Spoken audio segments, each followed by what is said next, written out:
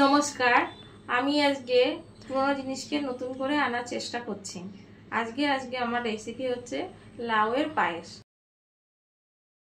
প্রথমে বাজার থেকে একটা ছোট দেখে কচি লাউ এনেছি, আর কটা কাজু নিয়েছি, কিশমিশ নিয়েছি, আর নিয়েছি তেজপাতা আর দুধ আর ঘি। আমি দুধটাকে 20 মিনিট ধরে ফোটাবো।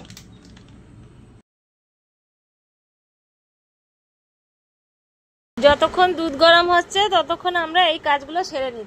আমি এখন এই লাউটাকে কাটছি, কেটে আঁশগুলো ছাড়িয়ে নেব। তারপরে আমি ঝাঁঝিতে করে ওটাকে আমি মিহি করে নিয়ে জল ঝরিয়ে রাখবো। এবার আমি এটাকে ঝাঁঝরি দিয়ে ঘষে নিচ্ছি। এবার আমাদের কাজটা শেষ হয়ে গেল। এবার লাউ থেকে যে জলটা আছে ওটাকে ভালো করে নিংড়িয়ে আমি নিচ্ছি, যাতে জল না থাকে ভেতরে। এমনি তো লাউতে জল থাকে।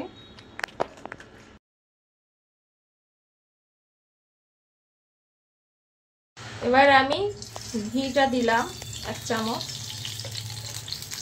এবার লাউর আন্দাজ অনুযায়ী আপনার ঘি ব্যবহার করতে পারবেন, যতটা লাউ ততটা আপনাকে ব্যবহার করতে হবে। একটু গরম হবে।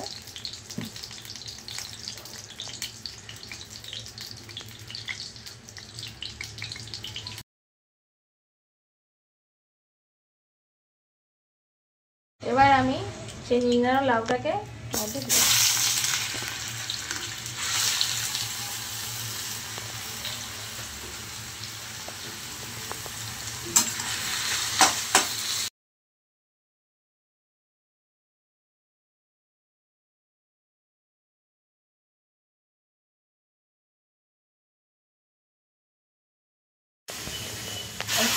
পাশে ওগলানো যে দুধটা, ওই দুধটা আমি দিই।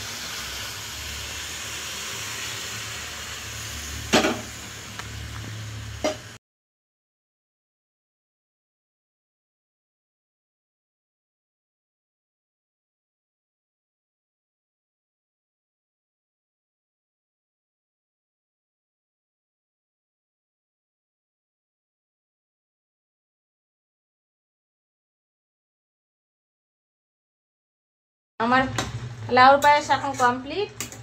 এখন আমাদের খাওয়ার পালা। অবশেষে আমার রেসিপি লাউর পায়েস কমপ্লিট হয়ে গেল। আমি এখন এটাকে একটু ঠান্ডা করার জন্য মা নাড়ি এটা রেসিপি, কেন আমরা প্রথমেই আমি বলেছি যে আমরা পুরোনো জিনিসকে নতুন করে দেখছি। এই রেসিপিটা ওনার ছিল, এটা থেকে আমি এটা নতুন করে আবার আপডেট করলাম। সবাই বানিয়ে খেয়ে দেখবেন কেমন লাগে জানাবেন।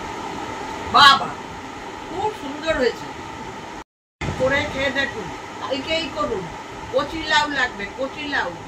এখন লাউয়ের বাজারে প্রচুর পাওয়া যাচ্ছে, অর্ডার দিয়ে কচি লাউ নিয়ে আসুন। আপনারাও বানিয়ে খেয়ে দেখুন, দেখুন সুন্দর লাগে, খুব সুন্দর লাগে।